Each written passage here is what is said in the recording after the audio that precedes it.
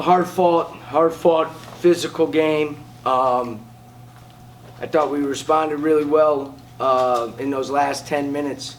Talked to our guys 8 minutes ago and said, let's get this game within reach and with a chance to win in the last 4 minutes, and they really responded defensively.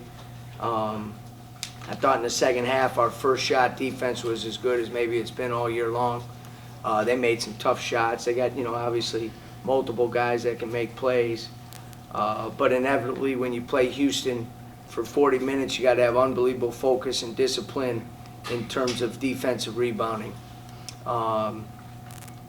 They get 13 offensive rebounds and score 17 points on it. That's about a 75% efficiency rate, which is pretty good. We get 9 offensive rebounds and only get 2 points. So if we're able to get 9 points out of those 9 offensive rebounds, you win the game. And that's kind of where we're at right now against, a top 20 team. That's, it sucks, because we're close. But you got to do everything. You got to be really, really on top of every aspect of the game. I thought we did a better job. Won the turnover battle. Second half efficient offensively, much better. They have reason they're so good and top 20 and all that. You focus on Grimes, and then now White hits a couple shots. You focus on Giroux, and Sasser hits 2 threes. We did a great job on Mills today, and he's the one guy that's taking the most shots on the team coming off the bench. So they're very well balanced, and so because of that, you got to have all 5 guys really, really dialed in. And anytime one isn't, they find it. That's why they're good. And at the same time, I thought our guys fought. I thought our guys competed.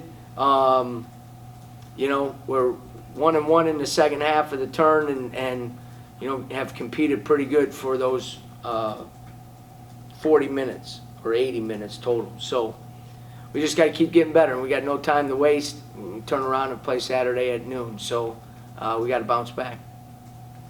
Coach, down the stretch, every time you cut it to a one-possession game, it seems like they answer on the next possession. Is it hard to make sure your team stays composed on the floor in those moments?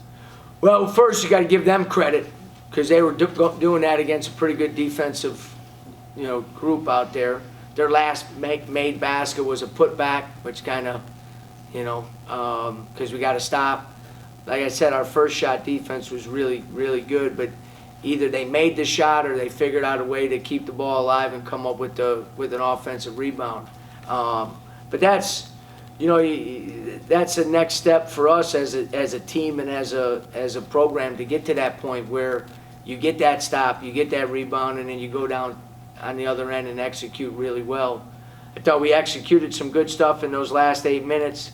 Unfortunately, we got to make a couple free throws down the stretch. Especially scoring them when the clock stopped. But they use that offensive rebounding as not only as a scoring weapon, but it's also disheartening because now you got to grind it up on the defensive possession 20 more seconds if they don't score right away. And they're really good at, if they don't score right away, getting into some stuff and being able to capitalize on the scramble that you're in on the backside. On Giroux's putback with 20 seconds left, he just kind of floated into the lane. Was it just not the ability to box out, or what did you see on that play where he missed the shot and got the putback? Was he the one who put it back in? Yeah. That's what it was. That's what it was credited No, to. I didn't think he made it. It wasn't. It was the big on the backside. That's what I thought. It was the big on the backside. We didn't cut him out. We helped a little bit, but on the floater, you got to get back and chip the weak side block because he went from left to right. Really good job, forced a tough shot, and it's the multiple. You got to defense is multiple efforts, so you got to help and you got to get back and put a body on him. And it's a tough play. It's a tough play, but a lot of times in those situations, second shot is what gets you beat, and that got us on that one. I noticed Michael Durr several times on the exercise bike when he wasn't in the game. Was he having some lower body soreness. No, not that I know of, no. Yeah, probably just trying to stay loose. Probably just trying to stay loose. Had a really good second half on the glass. Did a good job against their post trap, getting the ball out and getting, creating some offense, almost like we were flipping it. He became the guy to make the pass to attack, which was pretty good. But it's hard, if you're a post guy that, you got to get to the offensive glass. You got to be able to score and seal on some rolls off of ball screens. You're not going to score on post-ups against Houston because they post trap on every catch. You know what I mean? Unless you're, a really dynamic scorer. So was Zach close to playing today, or No. just holding them out? No, just holding them out. Just holding them out. And it's a third game in a row without, one of our key guys. But guys have stepped up, pretty good. But it puts you in a tougher spot. And now you're playing JB a little more at the 3, and they play. Houston plays 3 guards all the time. But we're hoping he'll be ready to go on Saturday. Madut and Rashawn give you really high energy minutes whenever they're on the court usually, and they're just kind of high energy guys. How beneficial is it for those two guys to keep that energy during this tough conference slate? Well, yeah, I mean, the one thing, I give Madut credit. He's our leading rebounder. He goes for 3 and 3, and 2 weeks ago he was not even in the playing group. So give him credit on that. I thought, those guys' energy, but we also need production too. In that game, you can't play 10, 14, 12 minutes, and if you're going to help us win, you got to get more than 1 rebound. You know what I mean? And then, unfortunately, both him and Rashawn got good shots, but they were 2 for 10 from the field. And that's the next step for those young guys. One's a sophomore, one's a freshman. Those guys, have to do. The energy has to always be there, but then there also has to be a production piece with that. But they're younger players, and that's part of the process for them as well. I didn't think either one of them took a bad shot the whole game. But if you're going to take 10 shots and you're going to play a top 20 team, you got to go more than 2 for 10. And that's just the reality of it.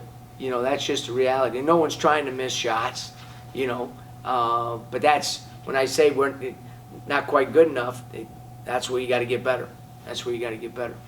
And those guys will. They definitely will. We fight. I mean, our competitiveness and our, resiliency within games from game to game is tremendous. We just, have to tighten up some skill stuff, some shooting stuff, some rebounding stuff, and it's definitely doable, and we just got to keep plugging along. It seems like David always finds himself in those late game free throws, and it lately, historically, it kind of come up short. What do you tell him to, after every single time that maybe he doesn't make those free throws? What are you telling him in the locker room after that? No, I haven't done. We wouldn't be in any of those situations if it wasn't for him. You know what I mean? Again, he's not trying to miss them. And he's also made some big ones. We always just kind of remember the ones that don't go in. But with him, he goes 7. What was he? 7 for 12. So he was 7 for 8 going into the last 4. But you got to to be great. You got to put yourself out there and put yourself in those situations. So he just got to keep working on it. Because I think he's disappointed in his overall free throw percentage, because we need him, with as much as he gets fouled, to be a 75, 78, 80% free throw shooter overall. So, because again, he gets the line so much for us. Anything else for Coach?